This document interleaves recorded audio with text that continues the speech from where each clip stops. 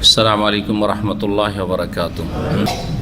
إن الحمد لله نحمده ونستعينه ونستغفره ونعوذ بالله من شرور أنفسنا ومن سيئات أعمالنا من يهده الله فلا مضل له ومن يضلل فلا هادي له وأشهد أن لا إله إلا الله وحده لا شريك له وأشهد أن محمدا عبده ورسوله صلى الله تعالى عليه وعلى آله وصحبه وسلم تسليما كثيرا.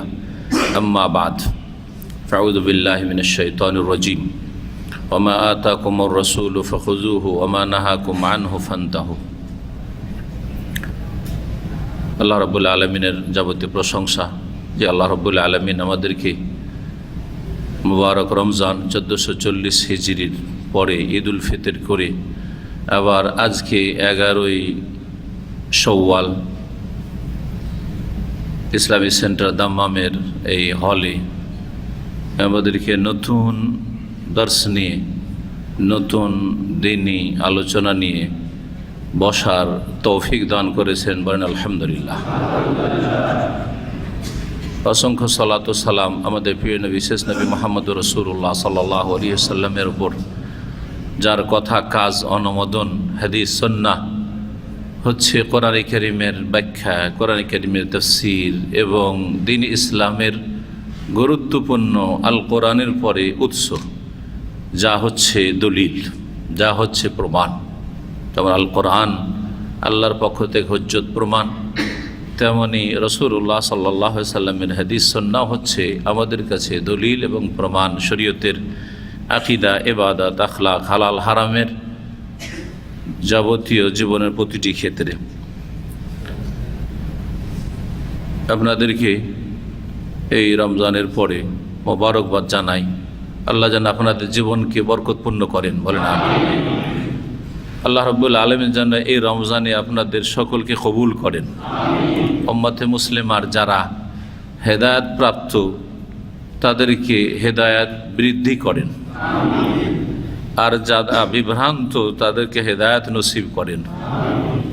যারা গোমরাহ পথভ্রষ্ট হয়ে রয়েছে তাদেরকে আল্লাহ সঠিক পথ দেখান, এবং যারা এখনও দুর্বল ঈমানের অবস্থায় রয়েছে, কিছু ভালো কাজ করলেও আবার ফিরে যাওয়ার সম্ভাবনা আছে, শয়তানকে সুযোগ দেওয়ার সম্ভাবনা আছে, আল্লাহ তাদেরকে যেন দিনের ওপর টিকিয়ে রাখেন। এবং আমাদের প্রথম দোয়া যে আল্লাহ আমাদের যেন হেফাজত করেন। রব্বানা লা তুযিগ কুলুবানা বা'দা ইয হাদাইতানা ওয়া হাব লানা মিন লাদুনকা রাহমাতান ইন্নাকা আনতাল ওয়াহ্হাব।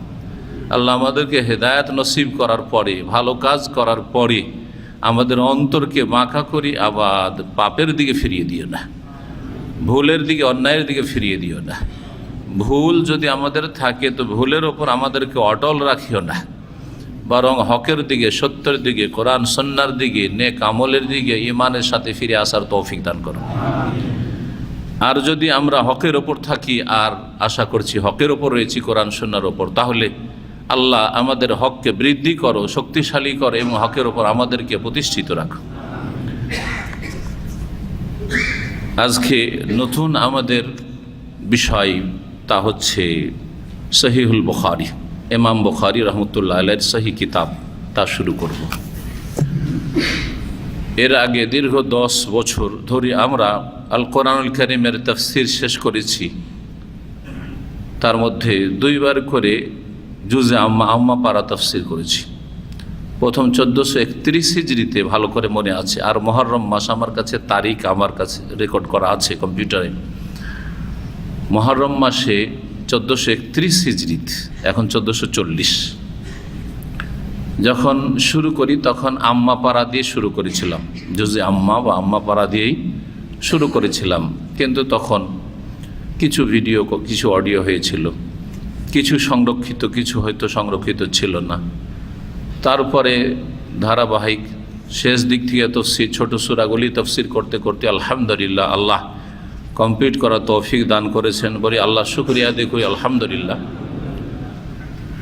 সূরা বাকারা গত বছরে শেষ করার পরে চিন্তা করলাম আবার এই 1440 হিজরিতে যা শুরু করেছিলাম তা দিয়ে শেষ করি। সূরায়ে নাবা থেকে আমরা জুজে আম্মা আবার শুরু করে সূরা নাসে গিয়ে আমরা শেষ করেছি গত শাবান মাসে রমজানের কয়েকদিন আগে। আপনাদের জানা আছে যারা নিয়মিত এখানে আসেন।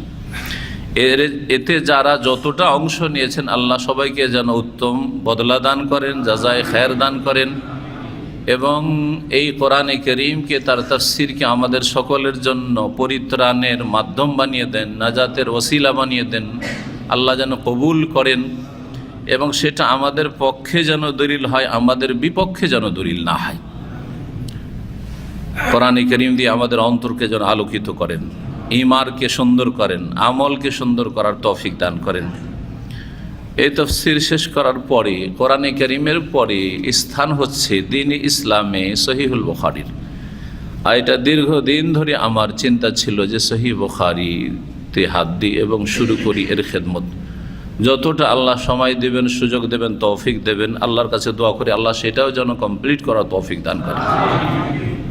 আজকে এই 11 শাওয়াল 1440 হিজরি মোতাবেক 14 জুন 2019 আমরা সহিহ বুখারী শুরু করতে যাচ্ছি। শুরু থেকে প্রথম পর্বে আলোচনা আমরা সরাসরি হাদিসে না ঢুকে সহিহ বুখারীর পরিচিতি, ইমাম বুখারীর পরিচিতি, এই বিষয়গুলি নিয়ে আলোচনা করব। রমজান পরে প্রায় 1 সপ্তাহ বন্ধ ছিল বা 10 দিন বন্ধ ছিল। আর তারপরে আপনার গোটা রমজানও প্রায় হলগুলো, এই বিশেষ করে এই হলটি বন্ধ থেকেছে, যার ফলে গরম হওয়া স্বাভাবিক। আর গরমে আপনাদেরকেও কষ্ট দিচ্ছে, আর তার চাইতে বেশি যে কথা বলছে তাকে আরও কষ্ট দিচ্ছে, তাই না? চুপচাপ শুনলেও যদি গরম লাগে তাহলে যে বলে তাকে কত গরম লাগতে পারে, তো বুঝতেই পারছেন। বাংলাদেশে দেখা যায় অনেক বক্তাদের পাশে দাঁড়িয়ে একজন হাত পাখা দিয়ে বাতাস করে না? কত দেখবেন, আছে না নেটে? তাও তো তাদের বিরুদ্ধে কেউ বলে না। তাদের বিরুদ্ধে কে বলছে? কোনোদিন কেউ লিখেছে যে কোন খাদেম নিযুক্ত করেছে বাতাস করতে আছে, তাই না? একটা কেউ তাদের বিরুদ্ধে বলে না। কিন্তু আমার যদি এখানে ছাদে এসি চলে, ওয়ালে এসি চলে, তবু আমার বিরুদ্ধে কত বলছে। কেন?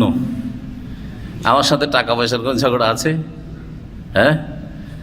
পারিবারিক কোনো ঝগড়া দ্বন্দ্ব আছে? হ্যাঁ? সামাজিক কোনো দ্বন্দ্ব আছে? হ্যাঁ? দ্বন্দ্ব থাকলে কি দ্বন্দ্ব আছে? দ্বীনি দ্বন্দ্ব আছে। তৌহিদ আর শিরকের ঝগড়া আছে, সুন্নত আর বিদাতের ঝগড়া দ্বন্দ্ব আছে, হক এবং বাতিলের ঝগড়া আছে, সহি ইসলাম এবং ভুল ইসলামের ঝগড়া আছে। বোঝা গেছে? আখেরাতমুখী ইসলাম আর গদিমুখী ইসলামের ঝগড়া আছে। আসল ঝগড়া এগুলিতে আছে। সুতরাং বিষয়টি বোঝার চেষ্টা করবেন। আপনারা কেউ যদি বাতাস করতে আসেন, তবু আমি নেব না, আলহামদুলিল্লাহ।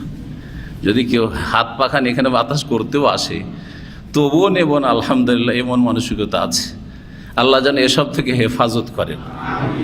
আর দীর্ঘ সময় শিক্ষকতা করেছি। যখন শেখ সালিমান আমাদের ছোট ছাত্র ছিল, তারা নিচে প্রাইমারি ছাত্র ছিল বা উচ্চ মাধ্যমিকের ছাত্র ছিল, মাদ্রাসায় মুতাওয়াসিতা অর্থাৎ প্রথম ক্লাস, দ্বিতীয় ক্লাস এগুলোতে পড়তো। তখন আমরা পড়িয়েছি, সেই সময় সহিহ বুখারীও পড়িয়ে এসেছি, আলহামদুলিল্লাহ। সবচেয়ে বেশি বিরোধী আমি ছিলাম ওই সব শিক্ষকদের মধ্যে যারা ছাত্রদের থেকে সেবা নেওয়া, খেদমত নেওয়ার চরম বিরোধী। বাংলাদেশে বা ভারতে জানেন যে আমাদের দেশের যত বেদাতি মাদ্রাসা, এমনকি সহি আকীদার মাদ্রাসাতেও এক শ্রেণীর আলেম সমাজ রয়েছে, তাদের চরিত্র হচ্ছে ছাত্রদের থেকে খেদমত নেওয়া।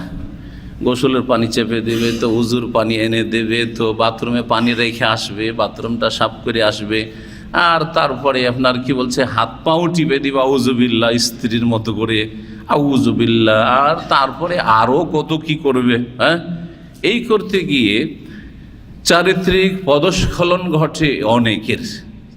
আল্লাহ এসব থেকে হেফাজত করে এবং মাদ্রাসাগুলিকে এসব নাপাকি থেকে এবং এই খাদেম হিসাবে ছাত্রদের ব্যবহার করা থেকে আল্লাহ যেন পাক পবিত্র করেন।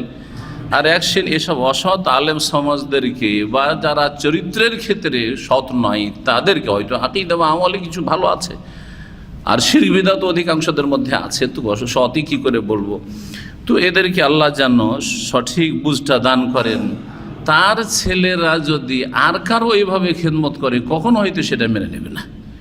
কিন্তু ওই সব ছেলেরাও তো কারো ছেলেই, তাদের মা আছে, বাপ আছে, সেই ছেলেগুলোকে তারা লেখাপড়ার জন্য পাঠিয়েছে, আপনাদের খেদমত করার জন্য পাঠায়নি। কাজের ছেলেও না বাড়ির আপনার, আর এগুলো আপনাদের জন্মজুরও না, আর এগুলো খাদেমাও না, হ্যাঁ, দাসীও না। সুতরাং তাদের সাথে ওই আচরণটাই করা উচিত, যে আচরণ আপনার ছেলে মেয়ের সাথে অন্যরা করুক, অন্য শিক্ষকরা করুক, যেটা আপনি চান একজন বাপ হিসাবে, মা হিসাবে। আল্লাহ যেন বুঝার তৌফিক দান করে। তো আমাদের যদি এখন এসি চলে তবুও গায়ের জ্বালা, হ্যাঁ, মাঠে নামতে পারে না, হ্যাঁ, মাঠে নামার সাহস হয় না। তো মাঠে নামানটা দুই রকম, এর আগে আপনাদের শুনিয়েছি না।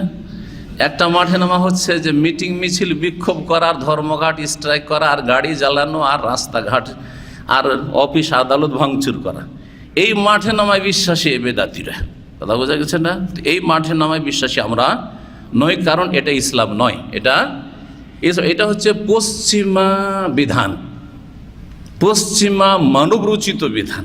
মানবরচিত বিধানের বিরুদ্ধে বলে, আবার মানবরচিত বিধানের তারা কাঁদেন, তাতেই তারা তার বাস্তবায়নকারী তারা। এই মাঠে নামা ইসলামে নেই আসলে। যে ভাঙচুরের মাধ্যমে আর মিছিল, মিটিং, বিক্ষোভ, আন্দোলন এইসব করে বিপ্লব নিয়ে পরিবর্তন ঘটা, এটা ইসলাম সমর্থন করে না। ইসলাম শান্তির দিন, শান্তির মাধ্যমেই মানুষের ইসলাহ করে, তালিম করে, তরবিয়ত করে। আমরা কি করি? তালিম করি মানে শিক্ষা দিই, তরবিয়ত করি মানে প্রশিক্ষণ দিই, হ্যাঁ, আর কি করি? ইসলাহ করি মানে সংশোধন করি। ইন উরিদু ইল্লাল ইসলাহ মাস্তাতাতু মা তৌফিক ইল্লা বিল্লাহ। শুআয়ব আলাইহিস সালাম, জি, আম্বিয়া রাসূলগণ সবাই আমাদের জন্য আদর্শ, এবং সমস্ত নবী রাসূলগণের লক্ষ্য, উদ্দেশ্য এবং তাদের দাওয়াতের কর্মপদ্ধতি একই রকম ছিল মৌলিক বিষয়গুলিতে। তার মধ্যে একটি হচ্ছে সংশোধন করা। ইন উরিদু ইল্লাল ইসলাহ, তিনি বলছেন যে আমি শুধুমাত্র সংস্কার আর সংশোধন চাই। মাস্তাতাতু, যতটা পারবো, যতটা আল্লাহ ক্ষমতা দিয়েছেন যথাসাধ্য। ওমা তৌফিক ইল্লা বিল্লাহ, এবং আল্লাহ ছাড়া আমার তৌফিক দাতা, শক্তি সামর্থ্যন দাতা আর কেউ নেই। আল্লাহ যতটা ক্ষমতা দিয়েছেন, দেবেন, ততটা আমি সংশোধন করব। তাহলে দিন ইসলাম কি শিখায়? তালিম শিখায়, ভালো করে শুনুন, শিক্ষা শিখায়, তরবিয়ত শিখায়।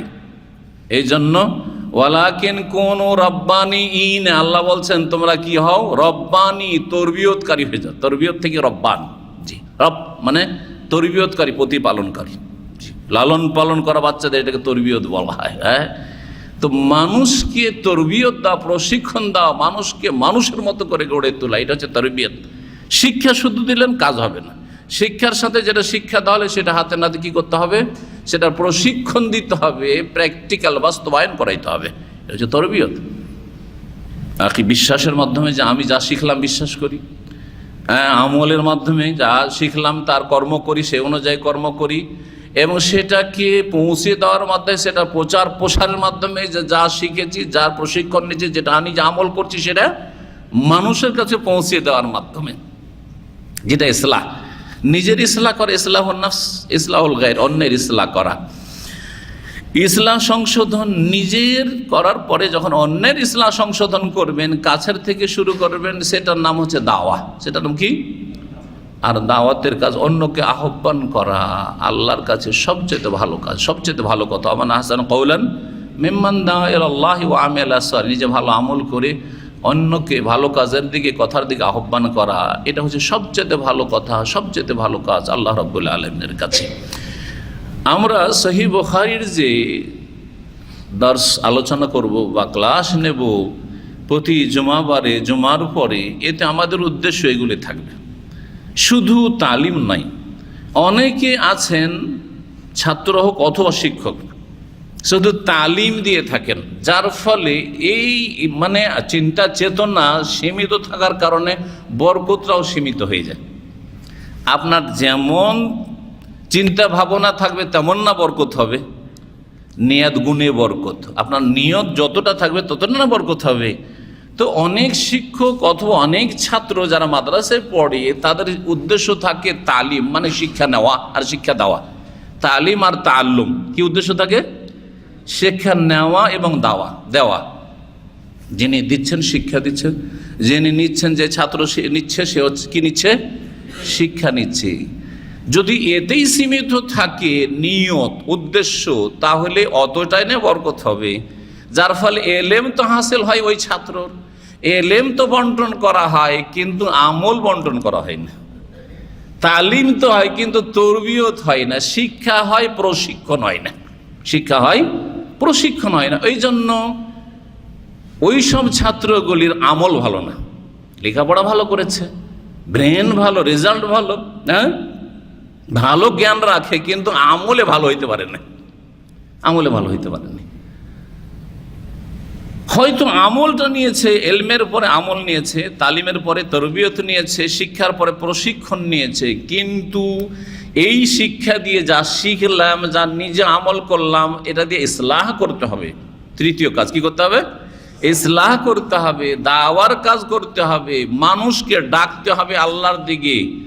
মিম্মান দা ইলাল্লাহ, হ্যাঁ আদু ইলাল্লাহ, আল্লাহর দিকে দাওয়াত দিতে হবে, যেগুলো কোরআনে কারীমের ভাষা। সেই চিন্তা চেতনা কোনোদিন ছিল না। মাদ্রাসায় পড়াশোনা করেছি অথবা ইসলামী সেন্টারে দীর্ঘ সময় ধরে এসে, যার ফলে দাওয়াতের কাজে আল্লাহ বরকত দেন না, তৌফিক দেন না, টাইম পাস করছে। যেখানে থেকে কি করছে? টাইম পাস করছে, সময় পার করছে। দাওয়া সেকশনে থাকলেও অথবা ইসলামিক সেন্টারে থাকলেও সময় কাটাচ্ছে সেখানে হয়তো, অথবা মাদ্রাসায় থাকলে তালিমে শিক্ষায় সীমিত অথবা শিক্ষা এবং আমলে সীমিত, কিন্তু দাওয়াতের কোনো রকমের কার্যক্রম নেই, কোনো অ্যাক্টিভিটিস নেই, কোনো রকমের হরকত নেই। যখন হরকত নেই তখন বরকত নেই, যখন হরকত নেই তখন বরকত নেই। আমি এই কথাগুলি কেন বললাম? আজকে সহিহ বুখারীর শুরুতে, সহিহ বুখারী যে পড়বেন তাতে একটা স্তর হচ্ছে প্রথম তালিম, মানে এলেম নেবেন আর আমি এলেম দেব, ঠিক আছে না? আমি আপনাকে দেওয়ার চেষ্টা করব যেটুকু আমার কাছে আছে, যাই আছে যত সামান্য, আর আপনি কি করবেন? সেটাকে ধারণ করে রাখার চেষ্টা করবেন, এলেমটা সংরক্ষণ করার চেষ্টা করবেন, এক। ব্যাস। 2 নম্বর কি করবেন? তরবিয়ত দেওয়ার চেষ্টা করব এবং তরবিয়তটা নেওয়ার চেষ্টা করবেন। অর্থাৎ যা শিখলেন সেটাকে কাজে পরিণত করার চেষ্টা করবেন। আকীদার বিষয় আকীদায়, ইবাদতের বিষয় ইবাদত, আখলাকিয়াত হয় আখলাকিয়াত, মুআমালাত হয় আচার আচরণ হয় আচার আচরণ, লেনদেন হয় লেনদেন, হালাল হারাম হয় ব্যবসা বাণিজ্য হয় ব্যবসা বাণিজ্যের ক্ষেত্রে, চলাফেরা হয় চলাফেরার ক্ষেত্রে। আপনার চলাফেরার আচরণটা বদলিবে, ভালো হবে। যা শিখলেন সেটা বাস্তবায়ন করবেন আপনি নিজে, ওয়ামিলুস সালিহাত করলেন, অন্য ভাষায় তরবিয়ত নিলেন। তরবিয়ত নিয়ে শুধু বিদায় হয়ে গেলেন, আর দেশে যাওয়ার পরে দেখলেন যে আমার মতো তো কাউকে পাচ্ছি না, তখন চুপ হয়ে গেলেন, না করবেন এটা। অথবা আপনি এখান থেকে যা কিছু শিখে গেলেন, আপনি হাজারে একটা, 1000 জন বাংলাভাষীর মধ্যে একজন যিনি ইসলামিক সেন্টারে এসে কিছু তালিম নিলেন, তরবিয়ত নিলেন, শিক্ষা নিলেন, প্রশিক্ষণ নিলেন, নিয়ে গিয়ে নিজের রুমে ঢুকলেন, গোটা বিল্ডিংয়ে 100 জন 200 জন, বা কোম্পানিতে 3000 4000 5000 বাংলাদেশি আছে, সেখানে গিয়ে চুপ। এটা আপনার করণীয়, ঠিক, উচিত। কি করতে হবে সেখানে গিয়ে? 3 নম্বর কাজ কি বলেছিলাম? ইসলাহর কাজ করতে হবে। ইন উরিদু ইল্লাল ইসলাহ, দাওয়ার কাজ করতে হবে, সংস্কারমূলক কাজ করতে হবে। যেখানে বাঁকা দেখবেন ভালো করে ভালোভাবে সোজা করার চেষ্টা করতে, যাতে ভেঙে না যায়। এই চশমাটা যদি বাঁকা হয়ে যায় তো আমি সোজা করব, বাঁকা থাকলে অস্বস্তিকর, ভালো দেখতেও ভালো লাগবে না, পড়তেও ভালো লাগবে না। সোজা করব, কিন্তু কতটুকু সোজা করব যাতে ভেঙে না যায়, যাতে ঠিক হয়ে যায়, ভেঙে না যায়। জি হ্যাঁ, এইটা পরের ক্ষেত্রে নয়, আগে ঘরের ক্ষেত্রে রাসূলুল্লাহ সাল্লাল্লাহু আলাইহি ওয়াসাল্লাম বলেছেন, স্ত্রীকে সৃষ্টি করা হয়েছে কি দিয়ে? বাঁকা হাড় দিয়ে। হাদিসে নেই, ইন্নাল মারআতা খুলিকাত মিন দিলাইন, বাঁকা হাড্ডি থেকে তৈরি করা হয়েছে স্ত্রীকে, প্রত্যেকের স্ত্রীকে, নারী জাতিকে।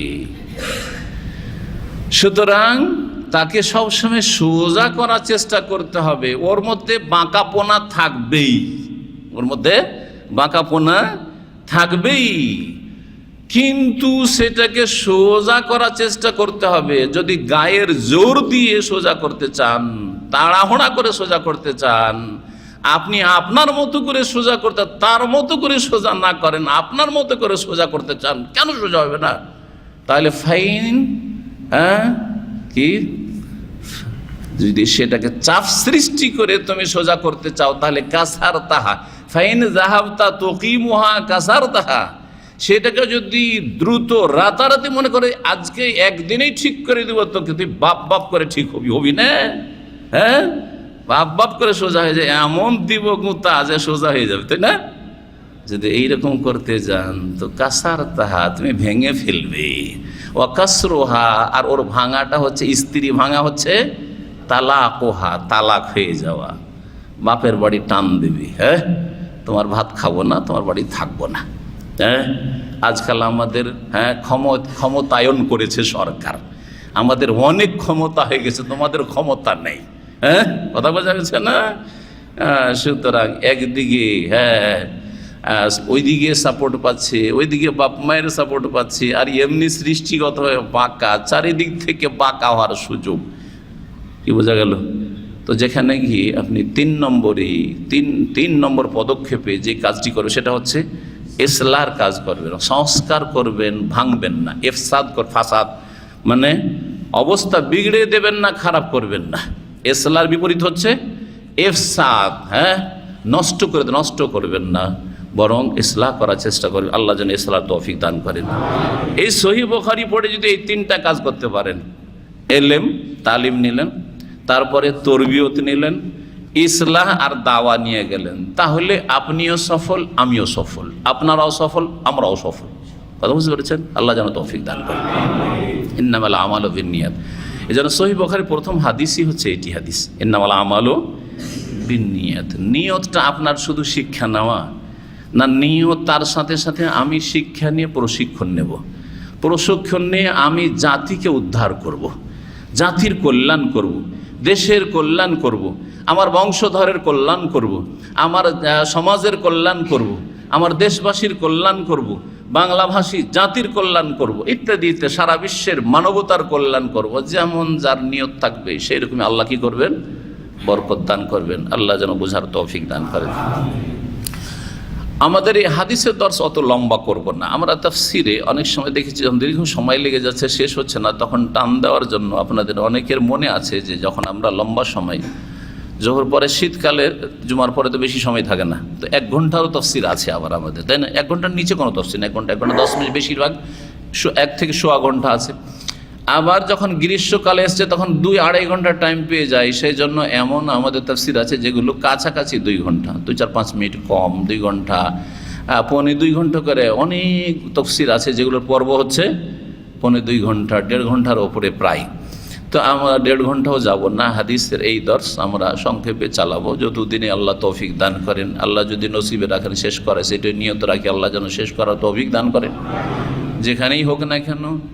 আর যেটুকু করব আল্লাহ যেন কোয়ালিটি ভালো করার তৌফিক দান করেন। বেশির চাইতে কোয়ালিটিটা ভালো হওয়াটা হচ্ছে আল্লাহর কাছে বেশি গুরুত্বপূর্ণ। আল্লাহ যেন তৌফিক দান করেন এবং তা দিয়ে আমাকে যেন উপকৃত করেন, আপনাদের সকলকে যেন উপকৃত করেন, আমার জাতিকে যেন উপকৃত করেন, প্রত্যেক বাংলা ভাষাভাষী নরনারীকে যেন উপকৃত করেন, সারা বিশ্বের সমস্ত মানুষকে ইসলাহ এবং সংশোধনের, তরবিয়তের এবং দাওয়ার যেন তৌফিক দান করেন।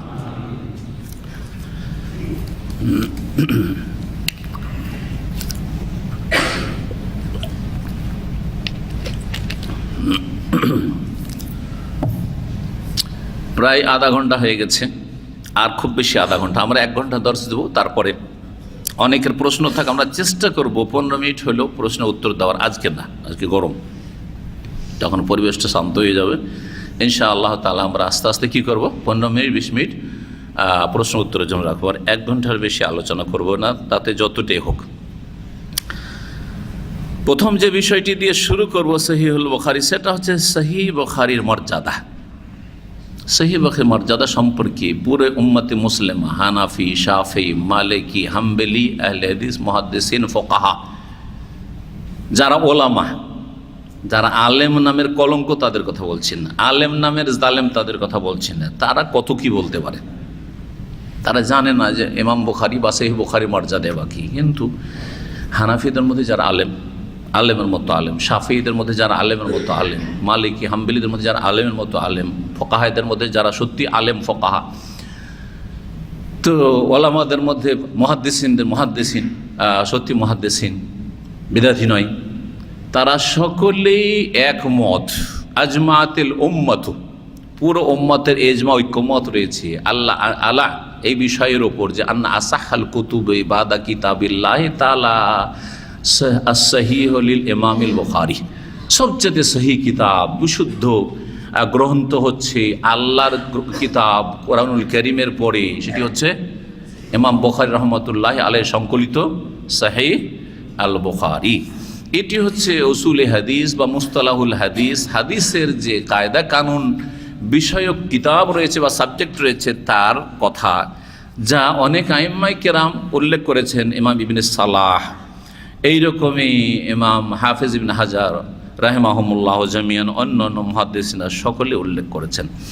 প্রথম এই বিষয়টি যে সেটা হচ্ছে সহিহ বুখারীর বড়ই মর্যাদা রয়েছে, যার স্থান হচ্ছে কোরআন কারীমের পরে। আজাল্লু কুতুবুল ইসলাম বাদা কিতাবিল্লাহ তাআলা ইতলাকান, আল্লাহর কিতাব আল কোরআনের পরে সবচাইতে উচ্চমানের কিতাব হচ্ছে সহিহ আল বুখারী। সুতরাং কোরআন কারীমের পরে যে সবচেয়ে নেক কাজ এলমের ক্ষেত্রে, দ্বীনের প্রচার প্রসারের ক্ষেত্রে, সেটা হচ্ছে সহিহ বুখারীর খেদমত করা। কোরআনের খেদমতের পরে সবচেয়ে বড় খেদমত হচ্ছে সহিহ বুখারীর খেদমত করা। ইসলামের খেদমত মেলা রকম হইতে পারে, অর্থ দিয়েও খেদমত হইতে পারে, সময় শ্রম দিয়েও খেদমত হইতে পারে, চিন্তা চেতনা দিয়েও খেদমত হইতে পারে, কিন্তু সবচেয়ে বড় খেদমত হচ্ছে আল কোরআনুল কারীমের সরাসরি খেদমত। আর তারপরে হচ্ছে সহিহ আল বুখারীর খেদমত হাদিসের মধ্যে।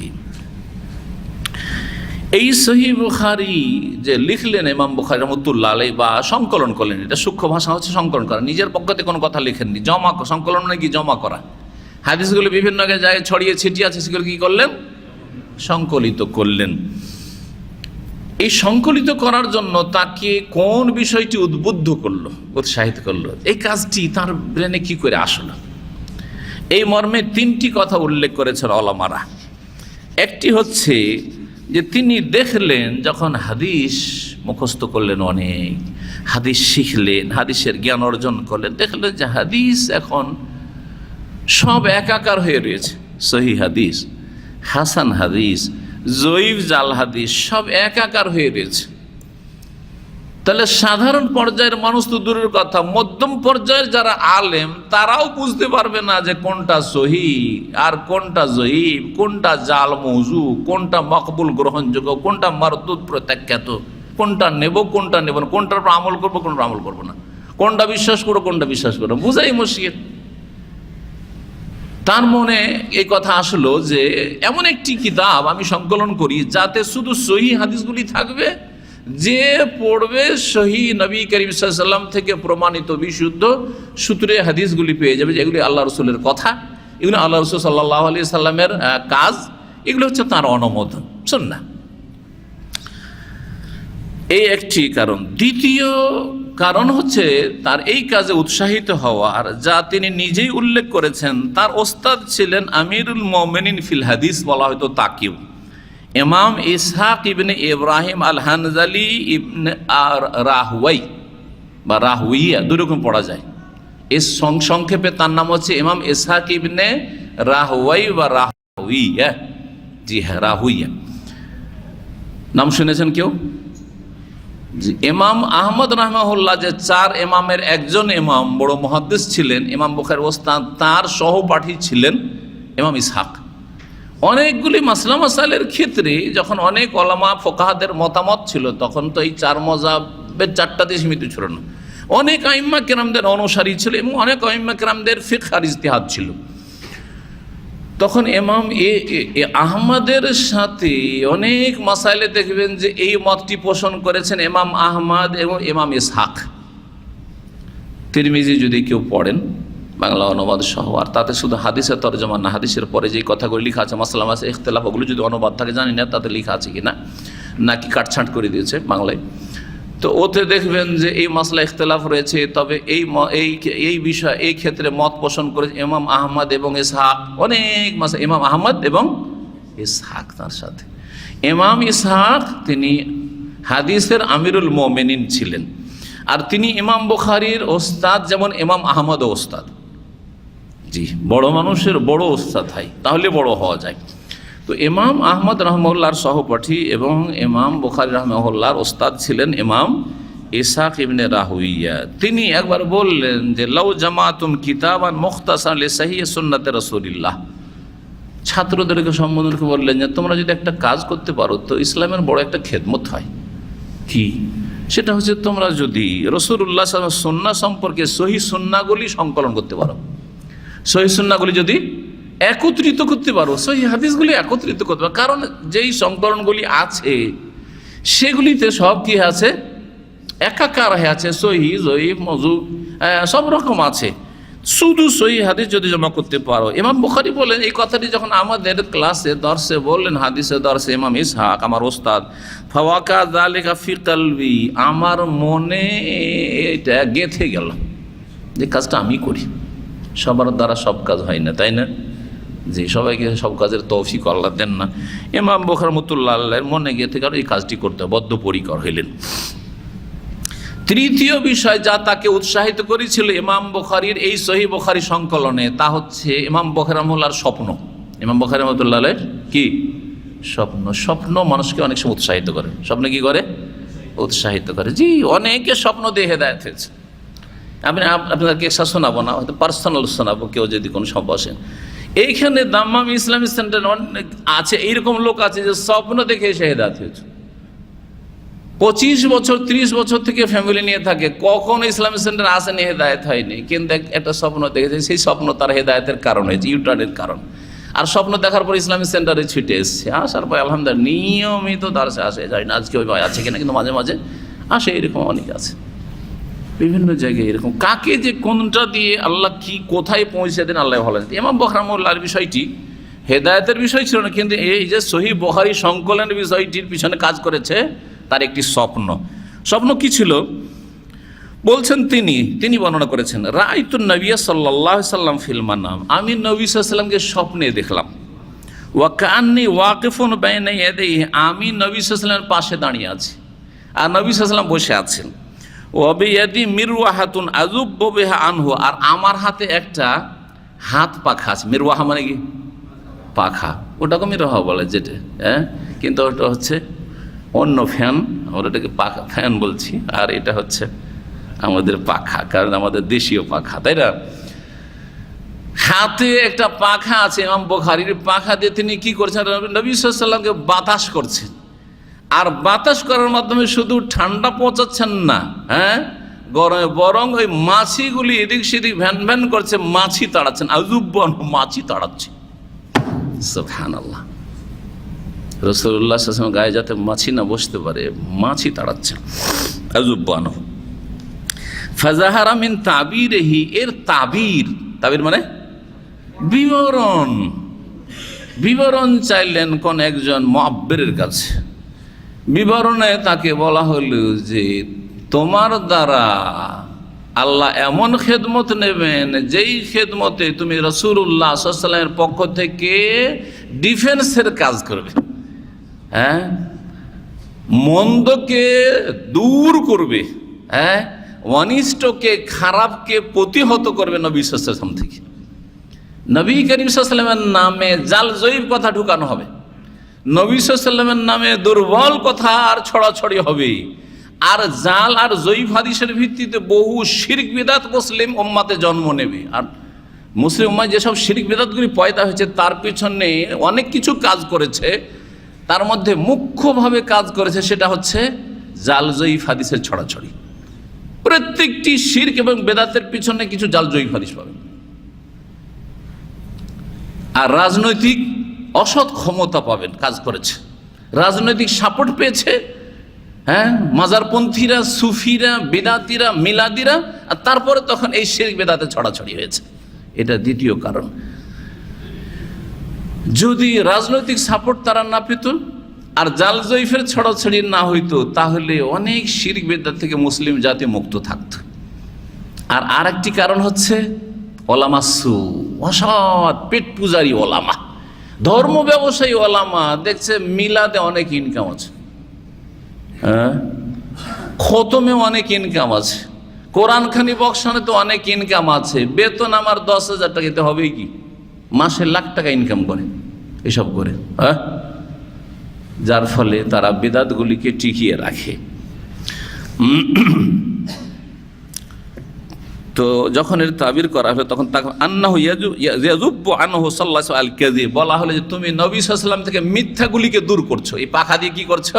মাছি দূর করা মানে নবী থেকে মিথ্যা কথাগুলিকে, মিথ্যা হাদিস যেগুলি ছড়াছড়ি সেগুলিকে তুমি দূর করবে, এই খেদমত তোমার দ্বারা হবে। স্বপ্নটা তাকে উৎসাহিত করলো যে একটা সহি কিতাব কি করি, সংকলন করি, যাতে সব সহি হাদিস থাকবে আর মানুষ সহজে সেই হাদিসগুলির উপরে আমল করতে পারবে শিক্ষা দিয়ে। ফাহাজা আইযান মিম্মা হামালাহু আলা ইখরাজিহি। দ্বিতীয় যে বিষয়টি ভূমিকাতে, সেটা হচ্ছে যে এই সহিহ বুখারীর নামটা কি? ইমাম বুখারীর নাম না, এই তার কিতাবের নাম কি? কে বলতে পারেন দেখি? কোনদিন শুনেছেন কেউ? হ্যাঁ, আমরা কি বলি? আচ্ছা, দেশি নামটা বলেন তো সহিহ বুখারীর। হ্যাঁ, বুখারী শরীফ। দেশি নাম হচ্ছে বুখারী শরীফে আছে, এটা দেশি নাম। আর সংক্ষেপে সারা মুসলিম বিশ্বে এই কিতাবের নাম হচ্ছে সহিহ বুখারী বা সাহিহুল বুখারী, মানে ইমাম বুখারীর সহিহ কিতাব। হ্যাঁ, আল কিতাবুস সাহিহ লিল বুখারী, আল কিতাবুস সাহিহ লিল বুখারী, এটা হচ্ছে সংক্ষেপে মুসলিম বিশ্বের নাম। তো এই সংক্ষেপে বলা যায় সহিহ বুখারী, আল বুখারী। আল লাগাইলে আরবি হলে, আর না হলে আমরা উর্দু বাংলা করে সহিহ বুখারী বলতে পারি, সমস্যা নেই, সংক্ষেপ নাম। আর পূর্ণ নামটা কি, আসল নাম? হ্যাঁ, শুধু মুখতাসার? আচ্ছা, আল্লাহু আকবার, নেমে গেলাম। এখন দেশি পাখার দরকার। আচ্ছা, যদি কোনোদিন দেশি পাখা আমার সামনে কেউ নিয়ে আসে আর যদি রেকর্ড হয়ে যায়, তাহলে হ্যাঁ, যৌতুক, হ্যাঁ, বিদ্বেষী আর শত্রু আর বিদাত ভক্ত আছে আর ওই গদি ভক্ত আছে, সব উঠে পড়ে লাগবে, তাই না? উঠে পড়ে লাগবে, ওটাই চলবে 2-4 বছর, 2-4 বছর ওটাই চলবে। হ্যাঁ হ্যাঁ, সহিহ আল জামে আল বুখারী, চলেন হইল, একটু আগিয়েছে আল জামে। হ্যাঁ চলেন। এই কিতাবকে জামেও বলা হয়। হাদিসের কিতাবগুলির মেলা ভাগ আছে, জামে, সোনান, মাসানিদ, হ্যাঁ, মাআজেম। তার মধ্যে এটা হচ্ছে আল জামে, হ্যাঁ, আল জামে ও সহিহ, ঠিক। আর ধরেন আবু দাউদ, সোনানে আবু দাউদ, নাসাই, সোনানে নাসাই, তিরমিজিকেও জামে বলা হয়, আবার সোনানও বলা হয়, দুটোই বলা হয়। একদিককে কেন্দ্র করে বা একটা বিষয়কে কেন্দ্র করে তাকে সোনানে তিরমিজি বলা হয়, আবার আর একটি বিষয়কে কেন্দ্র করে তাকে জামে তিরমিজি বলা হয়। আমাদের ভারতীয় মহাদেশে আহলে হাদিসে জামে তিরমিজি বলে, এটাই মশহুর রয়েছে।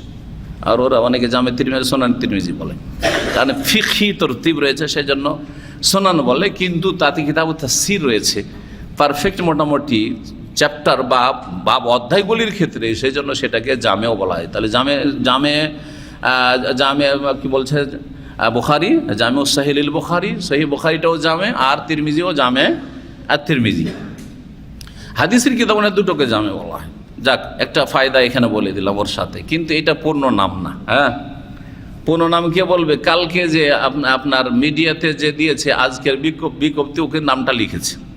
হ্যাঁ হ্যাঁ, বলেন, মুখস্থ করে লিখেছেন না? শুধু মুখস্থ আছে, আল্লাহ। হ্যাঁ, আর কেউ বলতে পারলে অসুবিধা না, আগে বলুন। আর তারপরে মিডিয়াতে যে লিখেছে আরবিতে, ওকে জিজ্ঞেস করো, দেখে মুখস্থ আছে না, হয়তো কোথায় কপি পেস্ট করেছেন। হ্যাঁ, আল্লাহ, পুরাতন ছাত্ররা বলেন সহিহ বুখারীর নাম। হ্যাঁ, সহিহ বুখারীর নাম বুঝছেন? বলছে সহিহ বুখারীর নাম, বুখারীর নাম না, ইমাম বুখারীর নাম না, তার এই সহিহ কিতাবের নাম, এই কিতাবটার নাম, সহজ ভাষায় এই কিতাবটার নাম। জি, আল্লাহ, এনভার্সিটির ছাত্র আব্দুল আজিজ। مختصر من أقوال الرسول صلى الله عليه وسلم. المسند جامع صحيح المسند. হ্যাঁ من أقوال الرسول صلى الله عليه وسلم وشيء من سننه وأيامه. হ্যাঁ সোনানি ওয়াইয়ামি, জি হ্যাঁ প্রায় হয়ে গেছে, হ্যাঁ হয়ে গেছে। এই ক্ষেত্রে দুটো নাম এসছে। ইমাম বুখারীর কিতাব সম্পর্কে যে লিখনীগুলি আছে বিভিন্ন ওলামাদের আইম্মাদের, তাতে দুইভাবে একটু পার্থক্যের সাথে নামটা এসছে, পূর্ণ নাম আপনাদেরকে শোনাই। বলছেন তাই এখানে ভাষ্যকার, আম্মা তাসমিয়াতুন নাসি কিতাবাহু হাযা বিসাহিহিল বুখারী, আম জনগণ মুসলিমদের এই কিতাবকে সহিহুল বুখারী বলে থাকে। আমরা কি বলে থাকি? তাহলে সহিহুল বুখারী বলাটা হচ্ছে আম জনগণের ভাষা। তা আম জনগণের মধ্যে আমরাও সাধারণ মানুষ বলে থাকি সংক্ষেপে। ফাহুয়া গায়রু মাখতারাহুল বুখারী লিসমিহি, কিন্তু ইমাম বুখারী এই নাম তিনি চয়েস করেননি, তার পক্ষ থেকে নাম না, হ্যাঁ ঠিক না? তার নাম কি ছিল? তিনি যেই নামটি চয়ন করেছেন সেটা হচ্ছে হুয়া আল জামিউ আস সাহিহু আল মুসনাদ মিন হাদিসে রাসূলিল্লাহ সাল্লাল্লাহু আলাইহি ওয়া সুনানিহি ওয়া আইয়ামি। কি? আল জামে আস সাহিহ আল মুসনাদ মিন হাদিসে রাসূলিল্লাহ সাল্লাল্লাহু আলাইহি ওয়াসাল্লাম ওয়া সুনানিহি ওয়া আইয়ামিহি, এটার নাম এইভাবে এসছে। ওয়াফি রিওয়ায়া আরেকটি বর্ণনা এসছে একটু পার্থক্যের সাথে, যেমন বললাম যে দুই রকম ভাবে এসছে। সেটাতে এসছে আল জামে আল মুসনাদ আস সাহিহ আল মুখতাসার মিন উমুরে রাসূলিল্লাহ সাল্লাল্লাহু আলাইহি ওয়াসাল্লাম, হাদিসের জায়গায় উমুর, মিন উমুরে রাসূলিল্লাহ সাল্লাল্লাহু আলাইহি ওয়াসাল্লাম ওয়া সুনানিহি ওয়া আইয়ামিহি, এভাবে এসছে। তাহলে এখানে মুখতাসার শব্দটি বাড়তি এসছে, আর হাদিসের জায়গায় উমুর শব্দটি এসছে। শুনলেন তো, কে বলতে পারবেন না শোনার পর এখন?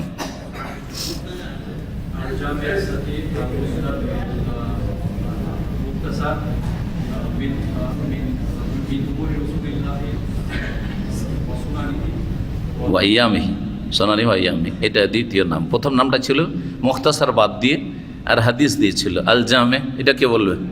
হ্যাঁ হ্যাঁ সাহিহ আল মুসনাদ, হ্যাঁ মিন হাদিসে রাসূলিল্লাহ সাল্লাল্লাহু আলাইহি ওয়াসাল্লাম ওয়া সুনানিহি ওয়া আইয়ামিহি। তরজমা কি? এমন একটি কিতাব যেটি জামে, ব্যাপক, তাতে সবগুলি অধ্যায় আছে।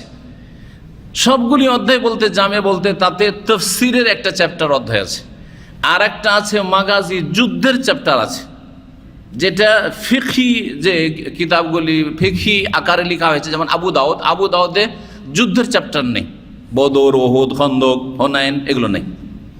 তারপরে তাফসীর নেই, নাসাইতে ওই রকমই। জি হ্যাঁ, সেই জন্য ওগুলোকে জামে বলা হয় না, জামে। আর কিতাবটা সহি, অর্থাৎ এতে জয়ীফ হাদিস নেই, এতে সহি এবং হাসান আছে। আল মুসনাদ, এবং এর অধিকাংশ হাদিসগুলি হচ্ছে মুত্তাসিলুস সনদ, সনদ এর মিলিত। আর রাসূলুল্লাহ সাল্লাল্লাহু আলাইহি ওয়াসাল্লাম হাদিস রয়েছে, সুনান এবং নবী সাল্লাল্লাহু আলাইহি ওয়াসাল্লামের আদর্শ রয়েছে। ওয়াইয়ামিহি, এবং তার আইয়াম মানে হচ্ছে জীবনী, তার হ্যাঁ তার ইতিহাস রয়েছে তাতে, জি তাতে সিরাতও রয়েছে, তার জীবনের বড় একটা দিক তাতে আলোচিত হয়েছে। এই হচ্ছে এই কিতাবের নাম। বিষয়বস্তু কি? এই কিতাবের বিষয়বস্তু হচ্ছে সহিহ হাদিস। কি? সহিহ এবং হাসান হাদিস, অর্থাৎ মকবুল, গ্রহণযোগ্য হাদিস।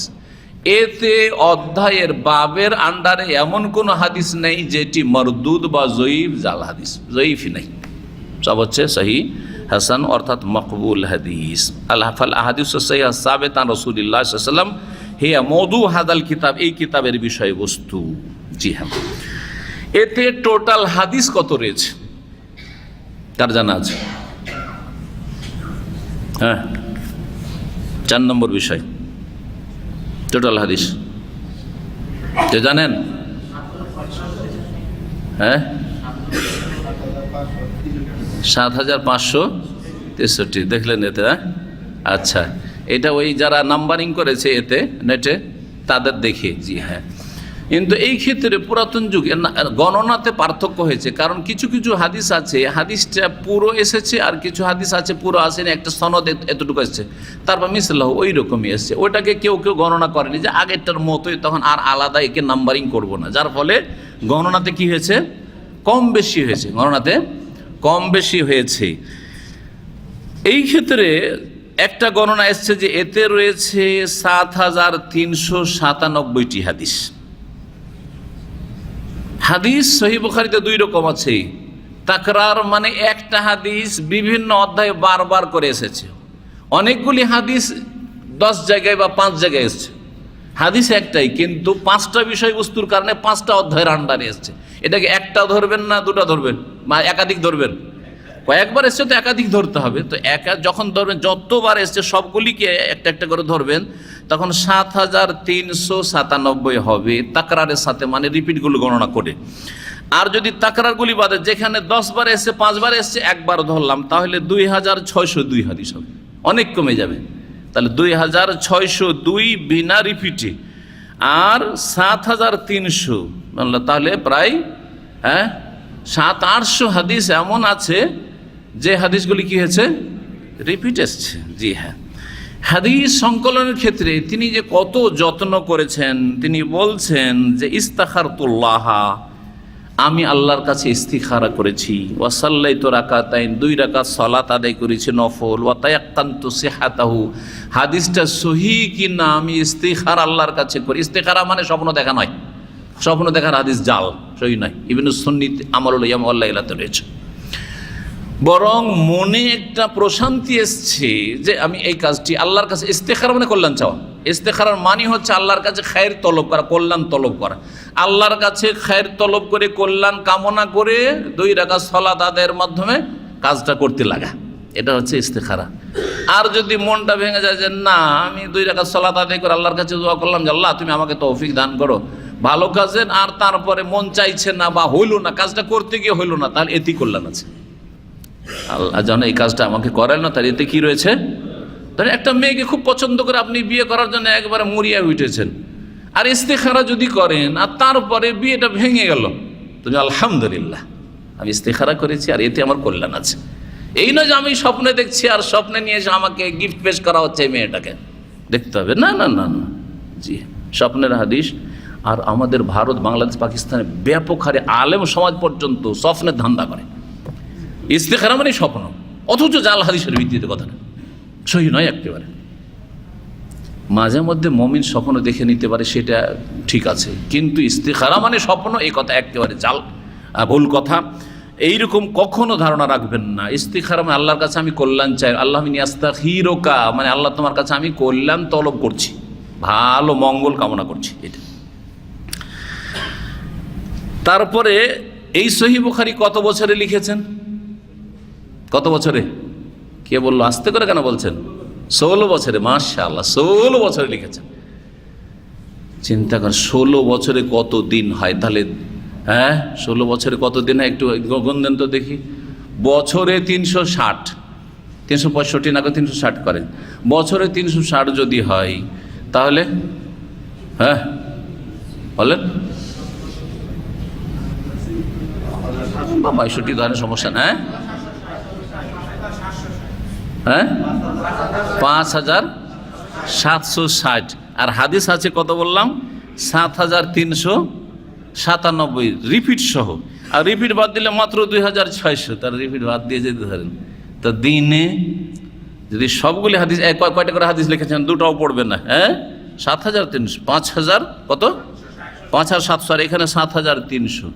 দিনে একটা দুটা, কোনোদিন একটা, কোনোদিন 2টা করে হাদিস সংকলন করে। সুবহানাল্লাহ, কত মেহনত করেছেন।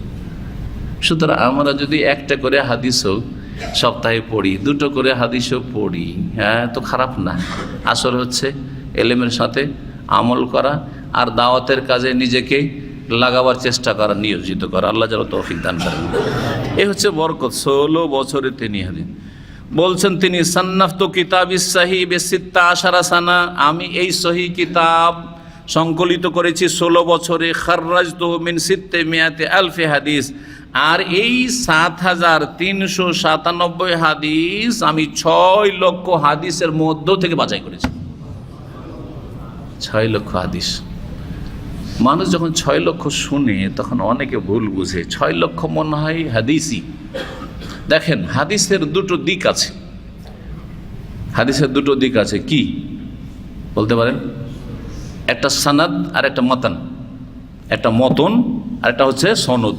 মতন বুঝেন মানে হাদিসের বিষয়বস্তু, কালা রাসূলুল্লাহ সাল্লাল্লাহু আলাইহি ওয়াসাল্লাম ইন্নামাল আমালু বিন্নিয়াত ওয়া ইন্নামা লিকুল্লি ইমরিইন মা নাওয়া ফামান কানাত হিজরাতু ইলাল্লাহি ওয়া রাসূলিহি ফাহিজরাতু ইলাল্লাহি ওয়া রাসূলিহি ওয়া মান কানাত হিজরাতু লিদুনিয়া ইউসিবুহা ওয়া ইমরাতিন ইয়াতাযাওয়াজু ফাহিজরাতু ইলা মা হাজারা ইলাইহি। এটা হচ্ছে মাতান মানে বিষয়বস্তু, আর সনদ মানে ও সূত্র। ইমাম বুখারী বলছেন কালা হাদাসানা ফুলানুন, কালা হাদাসানা ফুলান, আমার ওস্তাদকে অমুক শুনিয়েছেন, আমার ওস্তাদের ওস্তাদ হচ্ছেন অমুক, আমার ওস্তাদের তার ওস্তাদের ওস্তাদ হচ্ছেন অমুক। আর তারপরে তখন জোহরি, হ্যাঁ, আন মালিক আন জোহরি আন ফুলানিন সাহাবী, তারপরে কালা রাসূলুল্লাহ সাল্লাল্লাহু আলাইহি ওয়াসাল্লাম। এটা হচ্ছে কি সনদ। তো এই যে বর্ণনাকারীদের যেটা সিলসিলা পরম্পরা, এটাকে কি বলা হয়? সনদ বলা হয়। জি হ্যাঁ, একটা বিষয়বস্তুর সনদ অনেক সময় 10টা 20টা 50টা 200-400টা থাকতে পারে। আমাদের কাছে বিষয়বস্তু ইন্নামাল আমালু বিন্নিয়াত, কিন্তু সনদ অনেকগুলি ধরেন। আমাদের কাছে কয়টা হাদিস, আম জনগণের কাছে সেটা একটি হাদিস, ইন্নামাল আমালু বিন্নিয়াতের হাদিস, তাই না? কিন্তু মুহাদ্দিসিনদের কাছে সেটা যদি 50টি সনদ থাকে তো কয়টা হাদিস? 50টি হাদিস। কারণ তারা সনদ সহ মুখস্থ করতেন। কি করতেন তারা? সনদ সহ মুখস্থ। ইমাম বুখারী থেকে শুরু করে রাসূলুল্লাহ সাল্লাল্লাহু আলাইহি ওয়াসাল্লাম পর্যন্ত 5 জন বা 6 জন যে আপনার বর্ণনাকারীর সিলসিলা পরম্পরা রয়েছে, সবগুলি মুখস্থ করতেন। কে কার ওস্তাদ, কে কার থেকে শিখেছেন, এটাও হাদিস। তাহলে হাদিসের দুটো পার্ট, একটা হচ্ছে সনদ আর একটা হচ্ছে মাতান। তাহলে 6 লক্ষ হাদিস মানে সনদ সহ 6 লক্ষ সনদের হাদিস ছিল, বিষয়বস্তু অনেক কম ছিল। কারণ যদি 6 লক্ষ হয়, তার মধ্যে মাত্র এতে কত রয়েছে? 7,000 বা 5,000 হাদিস রয়েছে। তাহলে শয়তান, মানুষ শয়তান, জিন শয়তান ঢুকতে পারে। বোঝা গেছে? প্রাচ্যবিদ ইহুদি নাসারারা, তার ইসলামের বহু দুশ্মন মুনাফিক আছে, বলে 6 লক্ষ হাদিসের মাত্র 7,000। তাহলে কত হাদিস নষ্ট হয়ে চলে গেছে। তাহলে ইসলাম কি করে সুরক্ষিত থাকলো? ধ্বংস করবে আপনাকে, আপনার ইমাল আমল ধ্বংস করবে। কথা বোঝা গেছে না? তো সেগুলি আসলে কি সনদ, সনদ সহ 6 লক্ষ। 6 লক্ষর মধ্যে কিছু সনদ জাল, কিছু জয়ীফ, কিছু দুর্বল, বিভিন্ন রকম ছিল, কিছু বিচ্ছিন্ন। সহি সনদ সহ সহি হাদিসগুলি আমি কি করেছি? জমা করেছি। এই হচ্ছে উদ্দেশ্য। ওয়াজালতু হুজ্জাতান বাইনি ওয়া বাইনাল্লাহ, আর সেটাকে আমার মাঝে আল্লাহর মাঝে হুজ্জত, দলিল হিসাবে পেশ করেছি উম্মতের জন্য, যে আল্লাহ এটাকে আমার জন্য পরিত্রাণের ওসিলা বানায় আর উম্মতকে এর দ্বারা উপকৃত করিও। এরপরে ইমাম বুখারীর ওস্তাদদের কথা আসবে, তারপরে তার ছাত্রদের কথা আসবে, আর তারপরে আসবে ইমাম বুখারীর যে অধ্যায়গুলি রয়েছে, তারাজেম রয়েছে, সেগুলির কথা লম্বা করব না। তবে সংখ্যাটাকে আরেকটু ক্লিয়ার করি। এমনি তো 7,397 লিখেছেন যারা সহিহ বুখারী সম্পর্কে লিখেছেন, কিন্তু গণনাতে আমরা কতটা পাচ্ছি একটু দেখি। যেমন আপনারা ইন্টারনেটে গুনে বললেন কত? হ্যাঁ, 5,000 না 7,000? যে দেখলেন সে বললেন 7,563। মাশাআল্লাহ, গণনা ঠিক আছে। আমার এইখানে আছে 7,563। 7,563 তাওহীদ প্রকাশনী বাংলা ওইটা, আর আরবিটা তারা নিয়েছে। আসল গণনা বাংলারা তো পরে গণনা করলো। আমরা হাদিসের যেহেতু ফ্যাকাল্টিতে লেখাপড়া করেছি, হাদিসের স্পেশাল সাবজেক্টে, তো তাতে একজন প্রসিদ্ধ একজন হাদিসের খাদেম ছিলেন বর্তমান যুগে, আধুনিকভাবে যে খেদমত করেছেন, তিনি হচ্ছেন ফুয়াদ আব্দুল বাকি রাহিমাহুল্লাহ। তিনি তারকিম করেছেন, মানে নাম্বারিং করেছেন। তিনি কি করেছেন? নাম্বারিং করেছেন। তার নাম্বারিংটা কি অধিকাংশ পরের লেখকরা কি করেছে? ফলো করেছে। আজকে 50-60 বছরের মধ্যে বলছি, এই 50-60 বছরের মধ্যে নাম্বারিং যেটা হয়েছে সেটা হচ্ছে আল্লামা ফুয়াদ আব্দুল বাকি রাহিমাহুল্লাহ, এবং তার নাম্বারিংয়ে 7,563টি হাদিস। 7,563টি হাদিস। জি হ্যাঁ, এই হচ্ছে হাদিসের সংখ্যা। আর কথা লম্বা না করে এখানে রেখে দিলাম ইমাম বুখারীর সংক্ষিপ্ত জীবনী এবং যে বিষয়গুলির কথা বললাম। ইমাম বুখারী ওস্তাদ, শাগির্দ, ছাত্র, সামান্য কিছু এই সম্পর্কে আগামী সপ্তাহে আলোকপাত করি, আর তারপরে সপ্তাহে ইনশাআল্লাহ তাআলা প্রথম হাদিস থেকে আমরা দর্স শুরু করার চেষ্টা করব। ওয়া জাযাকুমুল্লাহু খাইরান ওয়া সাল্লাল্লাহু আলা সাইয়্যিদিনা মুহাম্মদ ওয়া আলা আলিহি ওয়া সাহবিহি আজমাইন। স্বপ্ন আপনার মনের শান্তি নিয়ে আসতে পারে। ভালো স্বপ্ন দেখলে মন্দ না, কিন্তু স্বপ্ন ইসলামের দলিল না। ভালো করে বুঝলেন না? ধরেন আপনি আসার জন্য ভিসার কাজ করছেন সৌদি আরব বা হজে, উমরাতে, আর স্বপ্নে দেখছেন যে আপনি এসে কাবার তওয়াফ করছেন, তো মনে একটা শান্তি হবে না যে ইনশাল্লাহ যাব, আর যাওয়ার যে নিয়তটা করেছি এটা করেই ফেলবো, তাই না? আর পিছপা হবো না। চাকরির জন্য একটা ভিসা খুঁজছেন, আর ওই সময় স্বপ্নে দেখছেন যে দাম্মামে এসে ডিউটি করছেন, বা দাম্মামে ডিউটি করতে ইসলামিক সেন্টারে এসে এখানে দার্সে হাজির হয়েছেন, যদি স্বপ্নে দেখেন, তা আপনি এটা থেকে কি আপনি নেক ফাল নেবেন না? আপনি যে লক্ষণটা ভালো, আমার এই কাজটা ইনশাল্লাহ সম্পাদিত হবে, আর আমি সেখানে গিয়ে কর্মক্ষেত্রে লাগবো, নেবেন না আপনি? এটা হচ্ছে কি ইস্তিনাস বলা আরবিতে, সেটা দলিল নয়, কিন্তু সেটা থেকে একটা ভালো লক্ষণ নেওয়া যে কাজটা আমি করে যাই, যেটা করতে লেগেছি পিছপা না হয়ে করে যাই। কথা বলছেন? আমার জীবনে একটা স্বপ্ন, আপনার খাবার দাবার দেন, আমার জীবনে একটা স্বপ্ন আপনাদেরকে বলি। মদিনা ইউনিভার্সিটিতে স্টুডেন্ট হয়ে লেখাপড়ার বড় একটা চাহিদা ছিল জীবনে, ছাত্র জীবনে একটা বছর বা 2টা বছর যে মেহনত করেছি, রাত দিন, কখন যে উঠতাম কখন পড়তাম জানি না। যখন ঘুম ভাঙতো কেতাব নিয়ে বসে যেতাম, আর যখন ঘুম আসতো ঘুমিয়ে যেতাম। মানে কোনো টাইম ছিল না যে এই সময় ঘুমাইতো আর এই সময় জাগতে হবে, এরকম কিছু ছিল না। পড়াশোনা করেছি আলহামদুলিল্লাহ। ওই রকম পড়াশোনা আর করা হয় না আসলে। জি হ্যাঁ, তো একটা নিয়ত ছিল যে আমি উচ্চশিক্ষা লাভ করবো, সে মদিনা ইউনিভার্সিটি জামে ইসলামিয়াতে যে। তো যখন এইরকম মানুষের নিয়ত থাকে তখন নানান স্বপ্ন দেখে মানুষ, নানান স্বপ্ন। ওর মধ্যে একবার স্বপ্ন দেখলাম প্লেনে উঠছি, দেখলাম প্লেনে উঠছি। আমার ওস্তাদ একজন স্বপ্নের তাবির করতে, রাইসুল আহারান 2 স্বপ্নের তাবির করতে, ওকে যা জিজ্ঞেস করলাম, ওনার বাসাতে চলে গেছে, নামাজ পড়ে সাথে সাথে বাসা পর্যন্ত চলে গেলাম, তো বাসাতে বসাইলেন।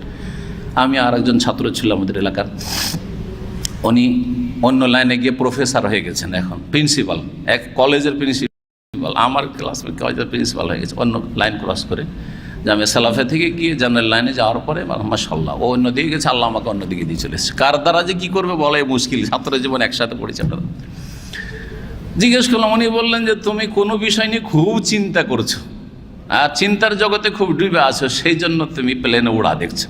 দেখলেন কোথা থেকে কোথায় স্বপ্ন গেল। আর হচ্ছে প্লেন উড়ে আমি ভাবছি আমি পৌঁছে গেছি মক্কা মদিনা। আচ্ছা, আর এক স্বপ্ন দেখলাম যে বই মেলা লেগেছে, বই মেলা লেগেছে। বই মেলাতে আমি কিতাব কিনছি, আর আমার ক্লাসমেটগুলি ছিল জামে শেখ সাফিউর মোবারকপুরী ছাত্র আমরা, যিনি রাহিকুল মখতুব লিখেছেন। তো ওনার ছাত্র আমরা 50 জন ছিলাম, অনেক অনেক ওস্তাদই ছিলেন, তার মধ্যে উনি পড়াইতেন, আমাদেরকে হেদায়া পড়াইতেন। তো ওনার কাছে পড়তাম। 50 জনের মধ্যে একটা ছেলে ছিল লেখাপড়ায় ভালো, ইউপির উত্তরপ্রদেশের ছেলেটা, আব্দুল মান্নান, মক্কা ইউনিভার্সিটিতে পড়ে গেছে। ও লেখাপড়ায় ভালো ছিল, কিন্তু মদিনায় তার নসিব হয়নি, মক্কাতেও লেখাপড়া করেছে। আমি মদিনা আসলাম আলহামদুলিল্লাহ, মদিনা লেখাপড়া। কিন্তু তখন সেও সৌদি আরব আসেনি, আমি আসতে পারিনি, কিন্তু সবাই আসবো করে আছি। সার্টিফিকেট রেডি করে দরখাস্ত করেছি, আসবো, কবুল হইলে আসবো, মঞ্জুর হইলে। সুবহানাল্লাহ, স্বপ্নে দেখছি যে ও কিতাব কিনছি আমি বই মেলাতে, আর ও এসে সালাম দোয়া করে বলছে যে কি করছো বা কি করছেন। তো আমি বললাম যে কিছু কিতাব টিতাব কিনছি, ইসলামিক বই টই কিনছি। তো বলছি এখানে কিতাব কেনার দরকার কি তোমার দেশে? হ্যাঁ, তুমি গিয়ে মদিনায় কিতাব কিনবে, তুমি গিয়ে মদিনায় কিতাব কিনবে। এখন এইগুলো দলিল তো নয় আমার, কিন্তু এটাতে কি হয়, মনের একটা শান্তি। যেই সময়টা এই ধরনের স্বপ্ন দেখবেন, একটা মনে একটা শান্তি আসবে যে ইনশাআল্লাহ আমি যাব, হবে না? ইনশাআল্লাহ আমি যাব। সেটা নাও হইতে পারে, আবার সেটা মিসও যেতে পারে, অন্য তাবিরও হয়ে যেতে পারে, কিন্তু হতে পারে এরকম স্বপ্ন কখনো কখনো ডাইরেক্ট দেখিয়ে দেওয়া হয়, কখনো ইনডাইরেক্ট দেখানো হয়। ডাইরেক্ট দেখালে তো সবাই বুঝতে পারেন যে আমি এই স্বপ্ন দেখছি। হ্যাঁ, ডাইরেক্ট দেখছেন যে ইসলামিক সেন্টার বাংলাদেশে বসে আছেন, ভিসা নেই, কিচ্ছু নেই, আর স্বপ্ন দেখছেন যে ইসলামিক সেন্টার দাম্মামে এসে ক্লাস করছি, আর সেটাই হয়ে গেল, এটা ডাইরেক্ট স্বপ্ন। আর ইনডাইরেক্ট স্বপ্ন হচ্ছে যে দেখছেন কিছু আর তাবির হচ্ছে কিছু। হারুন রশিদ রাহিমাহুল্লাহ বাদশাহ ছিলেন, খলিফাতে বড় খলিফা ছিলেন, সুবহানাল্লাহ, বাগদাদের। তার স্ত্রী জুবাইদা রাহিমাহুল্লাহ, তিনি স্বপ্ন দেখছেন যে শত শত মানুষ আসছে আর ব্যভিচার করছে আর চলে যাচ্ছে, আউযুবিল্লাহ, ব্যভিচার করছে আর চলে যাচ্ছে।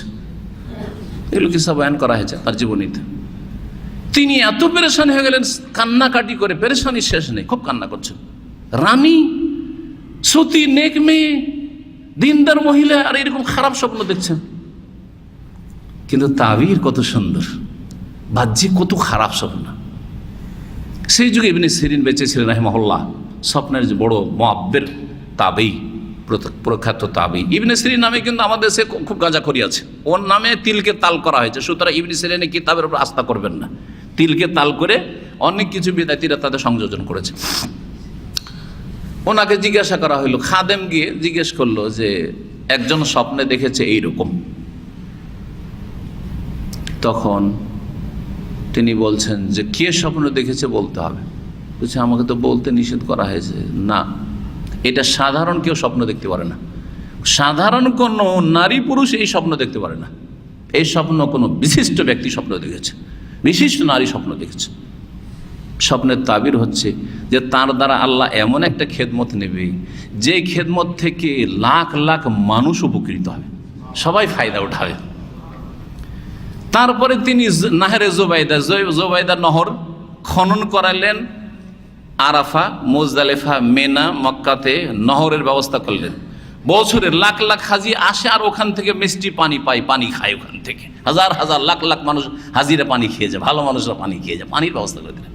হাজিদের পানির ব্যবস্থা হইল জোবাইদা রাহেমাহুল্লাহকে দিয়ে, বাদশাহ হারুন রশিদের স্ত্রীকে দিয়ে। আর স্বপ্ন কত খারাপ, তো কখনো এরকম হইতে হয়। এই জন্য খারাপ স্বপ্ন দেখলে কখনো বিব্রত হবেন না। অনেকে কিন্তু, আমার মা মারা গেছে আজকে, খুব কান্নাকাটি করছে, বাপ মারা গেছে কান্নাকাটি করছে, হ্যাঁ আমি নিজেই মরে গেছি কান্নাকাটি করছে। না না না, পেরেশান হবেন না আপনি। যদি খারাপ লাগে স্বপ্ন, তো আপনি আল্লাহর কাছে পানাহা চাইবেন।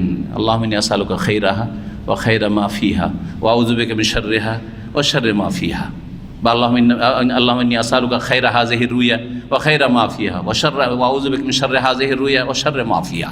দোয়া মুখস্থ না থাকে নিজের ভাষায় দোয়া মুখস্থ করার চেষ্টা করেন, বাকি দোয়া করবেন। স্বপ্ন এক কথা ইসলামের উৎস নয়। স্বপ্ন দেখেন আল্লাহর ওলি শুয়ে আছে আর মাজার বানিয়ে দিলেন, এগুলো হচ্ছে বিদাতীদের ধর্ম, এগুলো হচ্ছে শিরক বিদাতকারীদের ধর্ম, এগুলো হচ্ছে ভণ্ডদের ধর্ম। কথা বোঝা গেছে? ইসলামের উৎস হচ্ছে কোরআন এবং হাদিস, আর তারপরে ইজমা, আর তারপরে যেগুলো অস্পষ্ট সেগুলো স্পষ্টের উপর কিয়াস করা। জি, জাযাকুমুল্লাহ খাইরান।